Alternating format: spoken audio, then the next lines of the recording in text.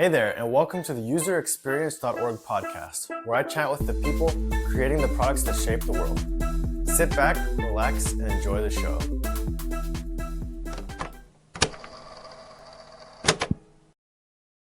Welcome everybody back to the userexperience.org podcast, where I interview people about their thoughts and work in the field of user experience. And today on the show, we have Kyle Soucy. And Kyle, we connected through I think it was the Slack channel of the User Experience Conference in Boston. And she also gave a talk there. And I'm happy to talk about that as well.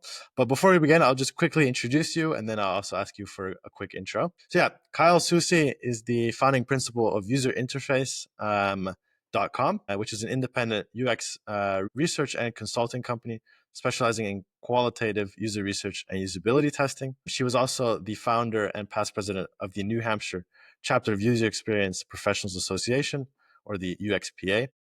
And she served as the chair of PhillyCHI, which is the Association for the Computing Machinery Special Interest Group, which is a mouthful. And if I'm not mistaken, she also serves as the Career Center lead for the IA Conference, which was formerly the IA Summit. Next to all of those things, next to being a consultant, she's also a very popular speaker and a guest lecturer on all things related to user experience research. And you can check out some of her recordings of her talks on womantalkdesign.com/speakers/Kyle-Soucy, and I'll put the link in the description down below. Lastly, to wrap it up, she's also the podcast host of the UX Consultants Lounge. So make sure to check that out as well at uxconsultantslounge.com. All right, that's a long intro. But yeah, welcome on the show, Kyle. How are you doing?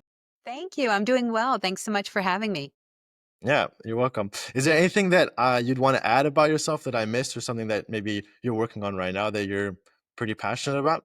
Sure. I will mention, my company name, always a little confusing. So it's Usable Interface, and that's usableinterface.com, but that's all right. Everybody kind of gets that. That's probably one thing I might have done differently when naming my company. Yeah. But no, everything in your intro was right on. I've been independent as a UX researcher for the last 21 years, which is still mind blowing to me. I'm still keeping it going, but I specialize in user research, usability testing, all qualitative research, sometimes doing some light quantitative research, but typically qual. And it's me in a nutshell. I would say things that I'm passionate about right now. There's a lot, I think, going on in our industry. Things have changed so much in the last 5 years. We had a whole wave of democratization of research and people freaking out about that. Then AI comes along, people are nervous about that. I have been really staying hopefully optimistic about things with the economy and, tech layoffs in general. I have definitely seen an impact in my business, but I'm still really digging in on qualitative research and the importance of it. And I know the value in it. I'm a believer that we are needed to create usable products. You cannot shortchange getting user feedback. You just can't. I think when you do that as a product development team, steamrolls ahead and doesn't get any kind of feedback from who may potentially use their products, the arrogance just kind of seeps through. It's in the interface. It's in the experience.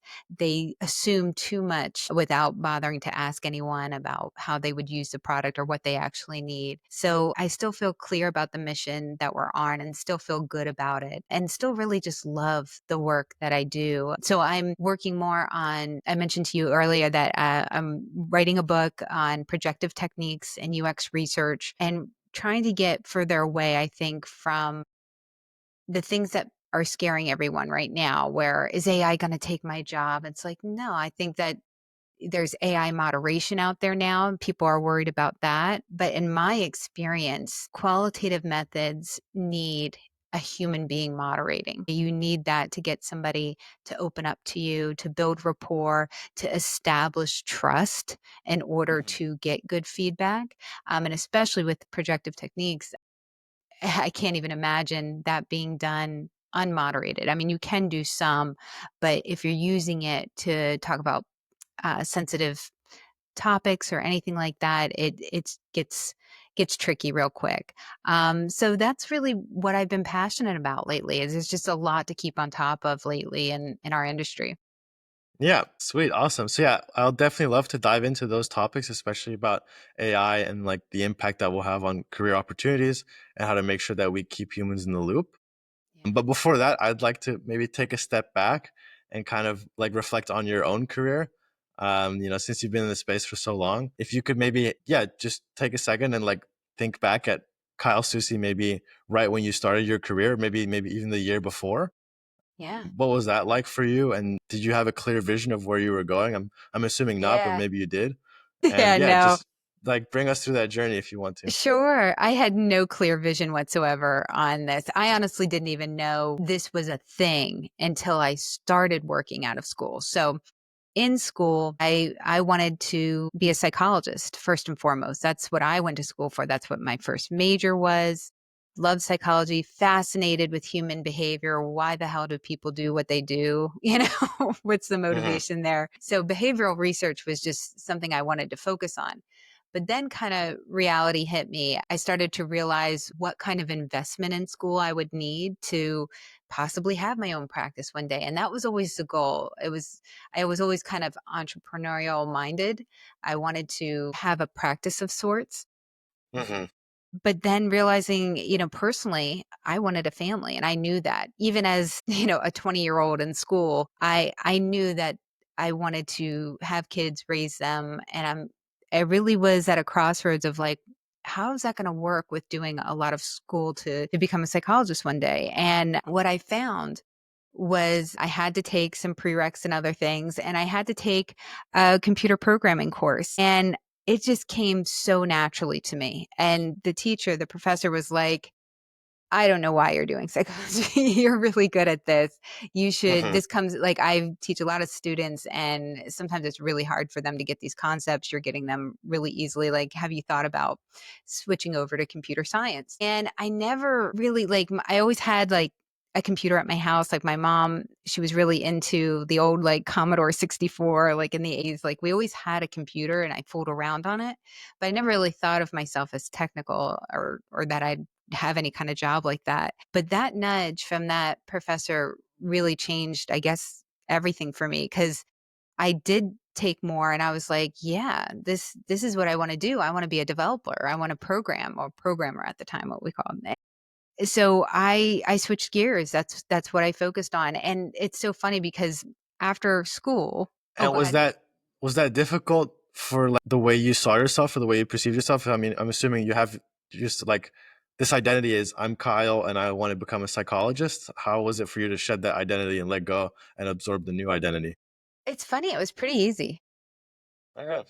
A lot easier than I thought, and I don't think I realized the implications of that until I started working as a developer, and then I had regret. But Why we'll did you? talk about that. Yeah, so I finished school as a developer, I come out of school, and I am first job programming, thinking it's great, but it very quickly changed for me, like, staring at a black and white screen all day is not I didn't realize what that would be like. Like, the challenges are there, which are cool. The programming, like trying to program something and actually have it work, that was rewarding. But everything we were developing was crap. It was like, I'm not a designer. I can't make it look pretty, but I can make it functional. And it frustrated me that I was doing all these cool things, but showing them off was like I don't know, like I would try to show someone like, "Oh, look what I created," and it just looked terrible and the experience was terrible. I didn't even have the words really to express how frustrated I was with that or what was wrong with it. It wasn't until I was sent to I worked for .com at the time. They were throwing money at us. We could go anywhere, we could do anything, and they sent me to this conference. It was Internet World is what it was called at the time, and I sat down and had my first exposure to this world of usability and information architecture. The term UX wasn't used yet. That was not, it was all usability. And I just clicked for me. It clicked for me. And I was like, yes, this is what's missing in what I'm producing. And it was that mixture of human behavior, design, understanding that there's computer human interaction here, we have to understand these needs, the user's behavior in order to design for them better. And it just was like I came back from there and I'm like, this is what I need to do. I don't know what this is, but this is what I should be doing. I very quickly The bubble burst, everyone lost their jobs, and in that time, and I don't know, was that 2001, 2002, something like that. And I just said, my next job is going to be this. I'm going to be working on the front end, and it's all going to be about collecting users' needs and understanding that. I wanted to be in the world of usability. And I kinda, like, had my next job, I had the freedom to really, like, make it my own, and I just kind of changed the job. It was web architect was my title, which what does that mean? And I just kinda did what I wanted to do. I introduced them to usability testing, and at that time, there really wasn't any really programs out there. I mean, Carnegie Mellon might have had something, but there was really nothing to like, you couldn't get a degree in this or programs or definitely no certificate programs. You really had to learn on your own. And it was Mhm. just so young and everybody was just putting things out there and learning as we went. So I was very scrappy, really self-taught and I was so desperate for anything I could learn about it. I was so passionate about it that I just gobbled everything up I could, started leading local chapter and just kind of made it my world, and I still love this world. It's fascinating to me, but it's a perfect marriage of technology, which I'm good at, I love, and then also the behavioral aspect of it as well. Yeah. So it sounds kind of like a career dream, or like the dream that someone would have where like maybe they start out somewhere and everything kind of seems to line up and go really well. Well, something I'm curious about to hear, because just for like maybe to keep it interesting, or like the not the gossip or the drama, but like, yeah, are there certain things that along the way turned out not to be exactly how you had wished it had gone, or just things that you would have done differently looking back? Wow. Yeah, it's interesting. The path that led me here, I don't think there's anything I would have done differently. I think I was very lucky to get into the industry. I think when I did, we were still defining ourselves, like I mentioned, UX wasn't even a term yet. Like we are still figuring ourselves out. So it was exciting. It was exciting for all of us. It was that feeling of like you go to an event and it's like, oh yes, I found my tribe. You speak the same language I do and you care about the same things I do. Hmm. That I just love. I love that I got into it the way I did and how I did. I wouldn't change that. But when it came to getting into my career, like I mentioned before, I just had this entrepreneurial mindset. Like I've always wanted to kind of be on my own and work independently. I very quickly learned that corporate life was not for me at all. I just don't And why thrive in a not? corporate environment. I don't thrive in a corporate environment because it's political, which I have a tough time with. Um, it's funny, and it could possibly be where I was working at the time, but it always felt like you had to have that great joke to tell at a meeting and have good jokes. I do good work and that's it. I want to keep my head down and be rewarded for doing good work, but that's not how it works sometimes. You have to have alliances. It was a little more toxic of an environment than probably most are, and it really just put a bad taste in my mouth. And I don't like having to tap dance for a raise. Like I like having control over how much I want to make. Like right now, it's hard, but if I wanna make more, I hustle more. I make more connections, I network more, I put myself out there more, and I love having that control, and that Yeah. it's directly related to the services I provide. So that's really why corporate life didn't really work out for me, but Hmm. that being said, I feel like I had just regrets were when I started my company, I was very nervous. I knew I wanted to do research. I knew I only wanted to be a researcher, but there was a lot of fear in declaring that. So when I first started usable interface, I can even picture what the website looked like at that time. It was like four major areas. Like I could do interaction design, information architecture, even front end development and research. And I just Hmm. was so afraid to turn anyone away for anything. It's like I can do it all. It's like I'll do the prototyping and the testing. And I could, but that's not where my heart was. And that's really not what I wanted to take on. So I would say if I could talk back to myself later, don't fear so much as just being a researcher. And it eventually I did. I got there, but it took a long time to finally let that go and be like, you know what? I'm not going to be the interaction designer in this. I'm only going to do the research. And once I did, that was so much more freeing. And then also to take another step and just say that I'm a qualitative researcher. That's what I prefer. That's really where I feel my skills shine. My passion is more there, and just own that. Yeah. I also So held I'm back. on Oh, the, go ahead. in the meantime, while Yeah. listening, I am on the Internet Archive Oh, yeah. on June Oh, you 1st, saw it. 2003. And uh, is it cool if I pull it up real quick? Okay. I haven't seen it in a long time, but I can picture it. Yeah, we're going down memory lane. My gosh. I have not looked at this in so long. The online portfolio of Wow. Cairo Perot. This is before interesting. This is before I even started the business. This is me Yeah. just having my online portfolio. I was fooling around with some freelance on the side, moonlighting. Still had Hmm. my full-time job, but I had not, because when I think when I'd say became usable interface, I took my, picture right off of it. Oh gosh, that's hysterical. Yeah. And three. So I was 4 years. I was 3 years old at this time, I think, or four. Oh my god. So yeah, but it looks cool. Portfolio. I was Yes. so proud of this at the time. Art span, Wow. wireframe, text shield. This is cool This stuff. it's funny to look back on Visio. Visio was the big tool, like, that was the Miro of the time. Yeah. Everyone's using Miro or Mural now, but Visio was the big tool then. Hmm. Gosh, this is amazing to look back on. Wow. So yeah, if you could just take me back to around this time. I know you've already talked a little Yeah. bit about what it was like to start usable interface, but yeah, just take me back to what it was like to go from just a portfolio website to actually taking the leap and turning this into an actual consultancy company, if that's Yeah, how you so phrase it. yeah, when I first left my corporate job, I was so fed up. I didn't have another job lined up. I just gave my notice and I'm like, I didn't care. I had Yeah. oddly a lot of confidence. I'm like, I know I'm good. I know I'm going to find some place. And I kind of told them that I was going to do consulting, but I didn't know how I was going to do. I knew nothing about it. What I ended up doing was very quickly being offered a contract, like a short-term contract, and it was fine. How did you get Contracts that? are the time it was an agency, not a design agency, it was a recruiting agency. And I think Monster was like the job company, that was the big job company at the time. That was like the Indeed or whatever.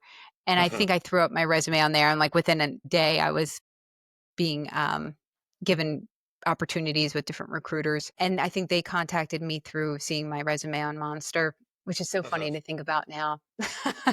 uh, just the whole that time, it was so different. And I thought it was right up my alley. I could definitely do it. I was a little annoyed because I still had to go into the office. Right. I'm still not on my own. I still don't have a business, but I'm a contractor. And I'm like, okay, I've never contracted. Let's see what this is like. And I thought I would love it because I'm not married to the company. I'm just there for a short while, do my job, leave. But I very quickly realized, you're working 9 to 5. They want to see the back of your head. And it's not on your terms. So it really frustrated me that I didn't have a full 40 hours of work. Like, I work efficiently. I could get done my stuff, but I had to be there 40 hours. That's what they were paying for. And it's like, really? Like, I don't know. You ever see the movie Office Space? For me, Yeah. I relate so much to that. That's like, it's inhumane. Like, it's a beautiful day. I can do my work like anytime. Like, we're adults here. Trust me to get done my work when I'm supposed to get it done. And, like, I feel like there's something about the culture of work and how we work.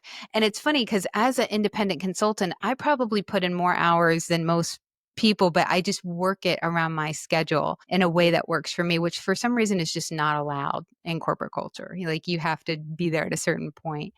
Yeah. Which I get. I understand it, but Well, it's just I mean, yeah. So I've actually worked at for a year at KLM, which is okay. a airline in the Netherlands, and there I was working through like a consultancy company. So I was at a secondment there, so I was placed there, and there my like almost my entire team was also not an employee of KLM, but like an outside company. And Yeah. there, to me, that environment really felt like what you're talking about, where, as long as you get your work done, coming to the office is just for fun in a sense. Oh, Like, nice. and you can just come if you want to, don't come if you don't want to. And you can come at like 10 in the morning and leave at 3. And we assume, you're going to, get your job done. So in I that need to sense, live in the Netherlands, I think. yeah. So That's yeah, awesome. but I yeah, love anyway. that. Yeah. So I feel like that was hard for me, but with the contracting, what I realized too is if you do good work, your contract never ends. So it would keep getting extended. And I think I realized when I got invited to a baby shower in the office, I'm like, oh, I've been here too long.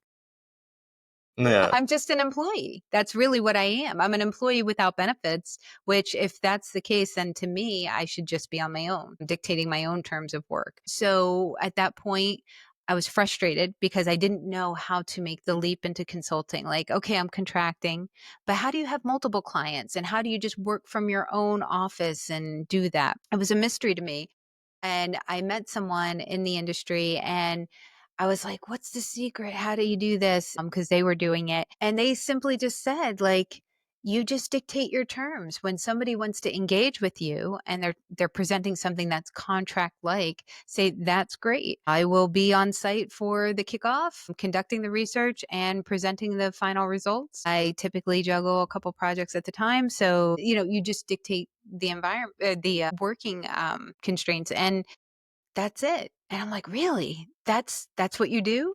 And that was it. And then I learned how to write a And proposal. did it get some taking used to be able to express like your needs and your, I guess, your requirements? Yes, Were you like afraid of maybe them like scoffing at that or rejecting it, or how did that go? absolutely. Yes, I really had a hard time with that. And I had the employee mindset for a very long time.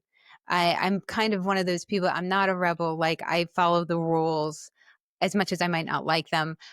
And Uh-huh. I always like the idea of giving myself time off was really hard. I think it took 10 years, honestly, before I could finally say like you don't have to ask permission to like your clients are not your boss. You do have to tend to their needs. You are servicing them. You make yourself available to them, but it is okay, and it doesn't have to be just when you're slow that you're free to take time off. Like you can schedule that in. So I always hated saying no to people like, "Oh, I'm not available at that time," or like, "Oh, darn, I had something planned." So oftentimes I would break plans just to be able to take the work when the client needed it. And it took a long time to break that. Now I think about that as just being crazy. Like you can't You do that. Have you ever fired a client? Yes, once, one How was time. that like? It was the right thing to do. It was not well received, of course. They don't no client wants to be fired, but it was the right thing to do. It just I wasn't first it was that the w the work was there and the work was good. The pay was good. Uh, but I could see that my time was being wasted there. It was not a good fit. They didn't know how to utilize what I was giving them, and they weren't open to changing their ways in order to utilize it. So there's only so much you can do when in that situation when that happens. And I can't necessarily work unless I have access to end users. And that was something that they just it was very hard. And until they could improve that, I couldn't really do my job. So I was hoping that they could eventually see that, okay, we're going to lose her if we can't change our ways and actually make it possible for her to do her job.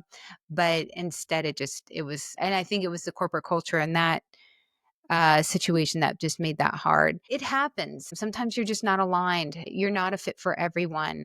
And I think it's great when you can find that out ahead of time. And usually that is the case. I think that's why I've only had one client that I've ever had to just not continue a relationship with. But you try to do it in a way that, no hurt feelings, always the door is open if things change.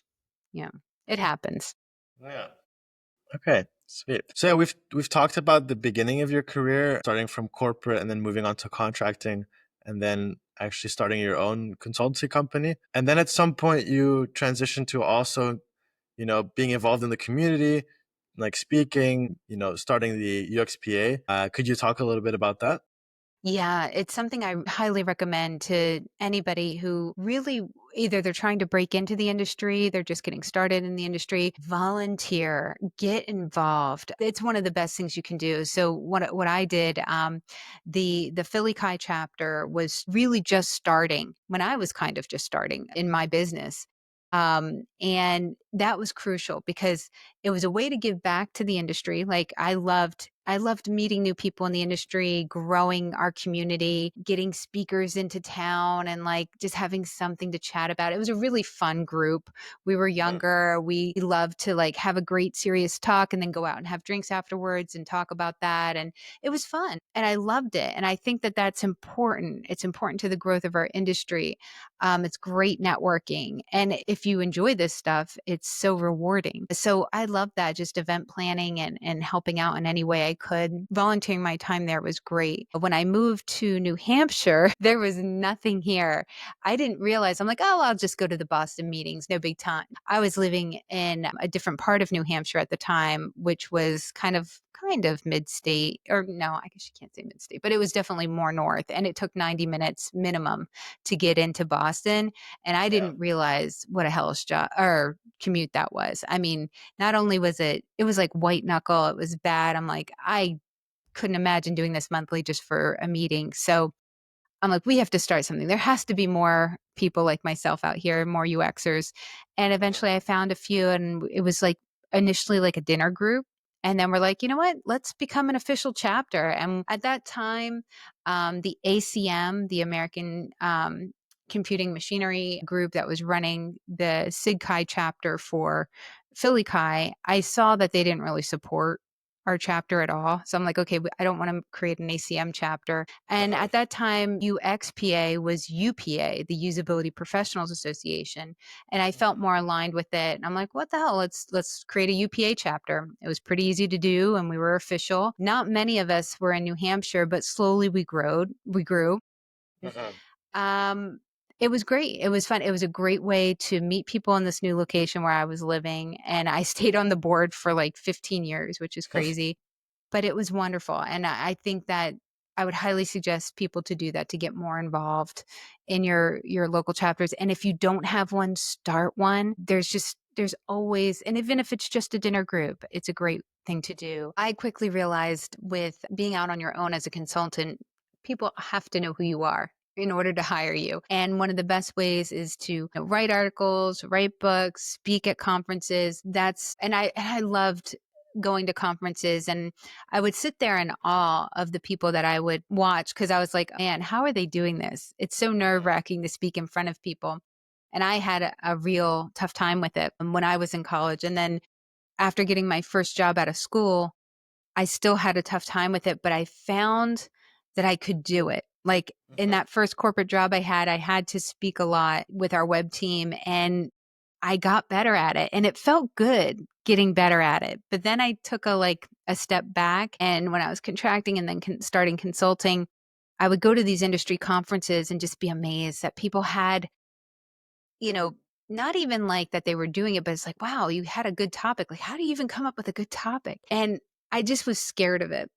And I had somebody, a colleague at a conference, he came up to me and he's like, when are we going to see you on stage? And I'm like, never. Like, that's not going to happen. He's like, why not? You have things to share. And I just didn't think I did. Mhm. For whatever reason, I felt young and inexperienced, like I couldn't possibly hold a candle to these folks. And it took his prompting to say that, "Yes, you do, and you have a lot of good things to share." And I was like, "Oh, wow. Okay, maybe I'll think about it." And, the next call for proposals or whatever, I started submitting and getting accepted at some of them, which was terrifying. But then something about it, as a younger person, my mom was always amazed because I hated public speaking. I would rather die than public speak. And then she saw this evolvement where I was like purposely putting myself out there to speak and actually getting good at it. And she was amazed. She was like, I just would never think that you would end up in a job where you'd actually have to publicly speak. But you do.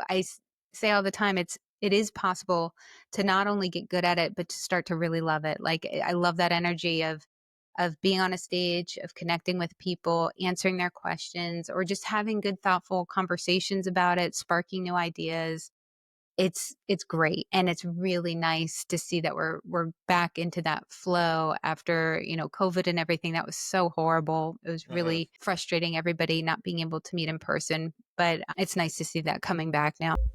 Well, that wraps up this episode. I hope you liked it. If you did, please leave a review and share the podcast. I'd love to hear what you thought.